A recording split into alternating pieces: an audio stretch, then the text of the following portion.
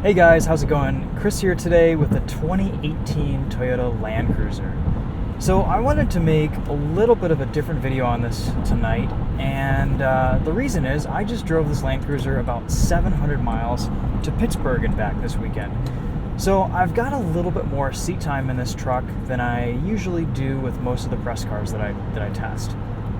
I wanted to compare it to my GX 460 and just outline some of the differences. And I figured also it'd be a good opportunity to show you what this is like at night with the headlights and basically just kind of the cabin lighting experience and give you guys a little bit of a night drive in this as well. So the first thing you'll notice, let's talk about driving dynamics and driving feel and basically how this compares to the GX going down the road. The first thing you'll notice is this feels like such a heavier and more solid of an SUV. It's massive. It takes up more space in the lanes. It's bigger on the road. You sit a little bit higher up. You really, really feel like you're in a solidly built machine. And that kind of translates to all of the dynamics from a driving perspective as well. You can even look under this thing and see how much beefier the suspension arms and the components are under this Land Cruiser compared to the 4Runner, the FJ, the GX. It's pretty significant. The steering is a little bit heavier. It's really solid. It's nice. At low speeds, it's a little bit heavier than you might expect. The GX is feather lightweight and just feels a little bit, it's actually a lot more assisted. The brakes feel pretty similar. One point where the Land Cruiser really shines is just its ride quality. You go over bumps, you go over road imperfections, you hit a cobblestone street, this thing just doesn't care. It doesn't notice. You don't feel it. It's amazing. And even large road imperfections are really, really glazed over with the suspension in this truck, and it's pretty impressive. It's probably a little bit quieter than the GX as well. And, that translates to highway speeds and just around town, NVH, stuff like that. From an acceleration and performance perspective, handling, it's pretty good for what it is. The hydraulic active sway bars do a pretty good job keeping body roll in check. And braking works well enough. There's plenty of power. The 5.7 liter V8 really puts down a lot of torque, a lot of power. And this new 8-speed transmission is really nice as well. Gas mileage, this is an interesting thing. So this Land Cruiser doesn't require premium fuel like the GX does. It takes regular. You can put 87 in this. So it really only costs about $55 or so to fill it up, compared to about 70 in the GX.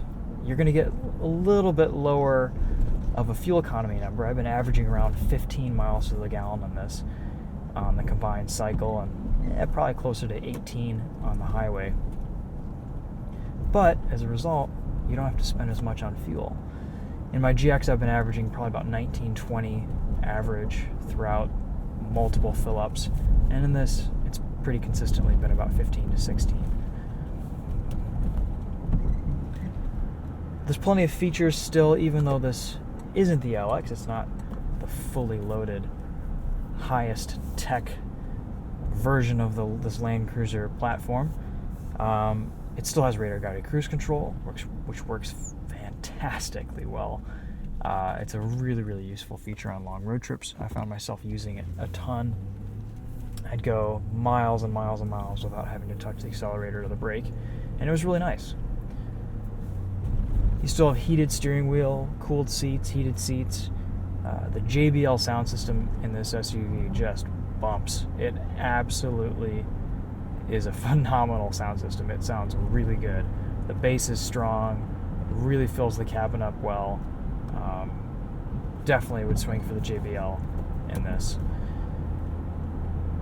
This Land Cruiser isn't cheap. It's about $85,000. But they've never been cheap, and you're pretty much guaranteed that they'll last forever. It's a good little example of handling. I'll show you guys some acceleration here.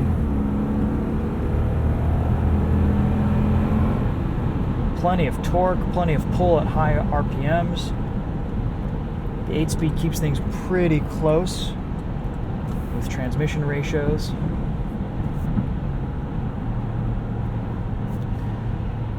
The radar guided cruise control, like I said, is fantastic. It does some funky things when you try to decelerate quickly. Let's say you want to go down 5 miles an hour from 70 to 65.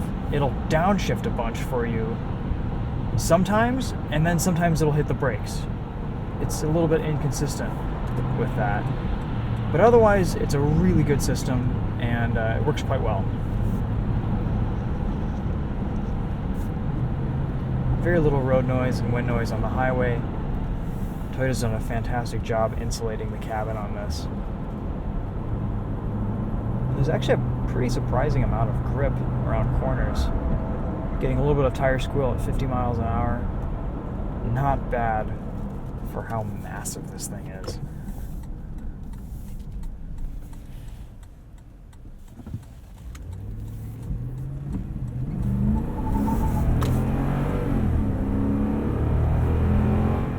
Spinning some wheels there. This has some power. It gets out of its own way, that is for sure. It definitely has a surprising amount of horsepower. I mean, it needs to tow a lot of weight, so I don't doubt it would do it in comfort and with ease.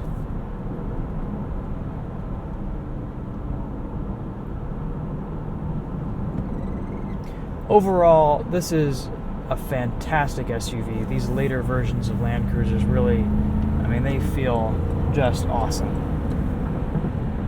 This is a truck that, you know, it's kind of one of the last truly overbuilt things that you can buy that's on the market these days. And, you know, from the quality of the door close to the way that the suspension and the ride and handling feel over bumps, you really feel like you're in a quality vehicle. There's a lot of good here. I think probably my biggest complaint are just the seats aren't quite as comfortable as I would like for them to be. That could be a personal thing.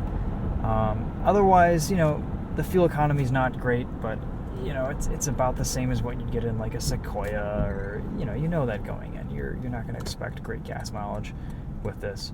The plus though is it's actually probably cheaper to run than a Lexus GX, just because of the fact that it takes 87 fuel, and that is a nice advantage going with the Land Cruiser. I believe the LX takes 91 or higher. It takes premium. There's probably some different engine tuning, different mapping, a little bit more. Does it have a little bit more horsepower? I'm not sure. I'm not quite positive on my numbers and specs between the two, but we'll have to get an LX in for testing too and compare these, because they're not that far off in price.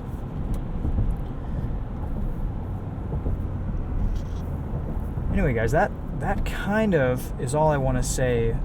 You know, if it were me choosing between these two vehicles, for my purposes as a daily driver, I really like my GX460, just because it has a smaller footprint on the road. It's a little bit lighter on its feet. You really do feel the weight in this Land Cruiser. It's a pro and a con because it makes this thing feel so solid and so capable and almost invincible. The ride quality in this is phenomenal. I don't know if I've ridden in an SUV that rides as well as this does.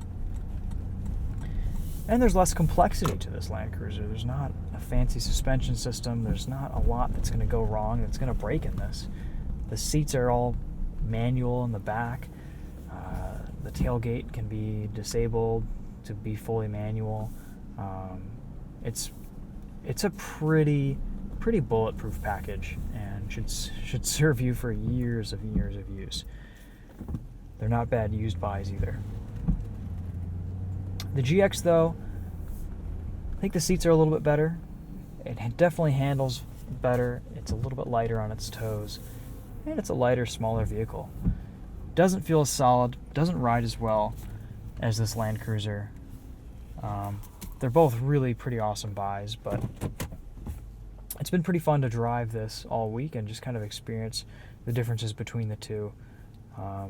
Definitely would be tempted to look at a Land Cruiser or an LX in a few years once used prices start to go down on these. The radar guided cruise control is a pretty big plus with this new vehicle, just because it's so useful on long trips. And this thing absolutely eats up the miles. It's awesome.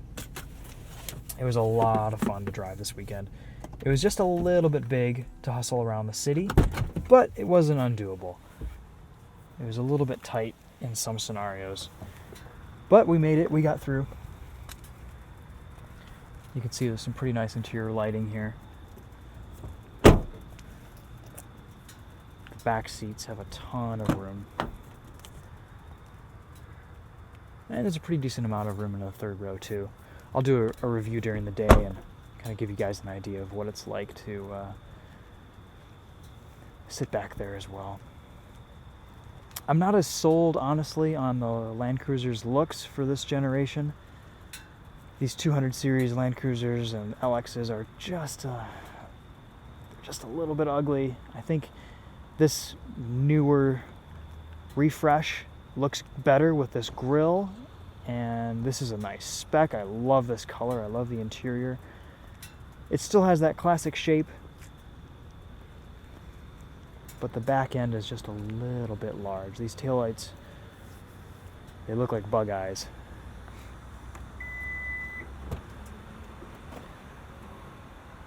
I do love this split tailgate in the rear. This is really useful to load things up or sit on or get in the back with. Oops, I gotta close this first. Anyway, overall, pretty awesome, pretty capable vehicle. It's a shame we haven't had a chance to take this off-road this week, but really, we've put it through its paces on a road trip and through some twisties. It rained pretty much all weekend. This does awesome in the wet. I'm sure it would be amazing in the snow, and throughout any inclement weather you'd be able to throw at it. So yeah, anyway guys, keep an eye out for my next review. I'm going to do a daytime video on this and get a little bit more in depth with all the features and stuff like that. And you'll be able to see the interior a little bit easier in the daylight. But for now, that's it on this one. Hope you guys enjoyed the video. Let me know if you have any questions. Really, between this and the GX, there are some pretty significant differences that I wasn't really expecting. And if some of the things that this Land Cruiser offers really matter to you, it could definitely be worth the upgrade, especially if you're thinking about buying new or used, because the prices on these can get pretty close sometimes depending on what you're looking for. And all around, these are pretty good buys. I'd say if you're looking to keep it only for a few years, definitely go find something in the used market that's certified or been well cared for, well maintained. But if you're looking to buy something that you're just going to keep forever, you can't go wrong. All right, guys. Well, that's it for this one. Thanks for watching. We will see you in another video later this week. Take care.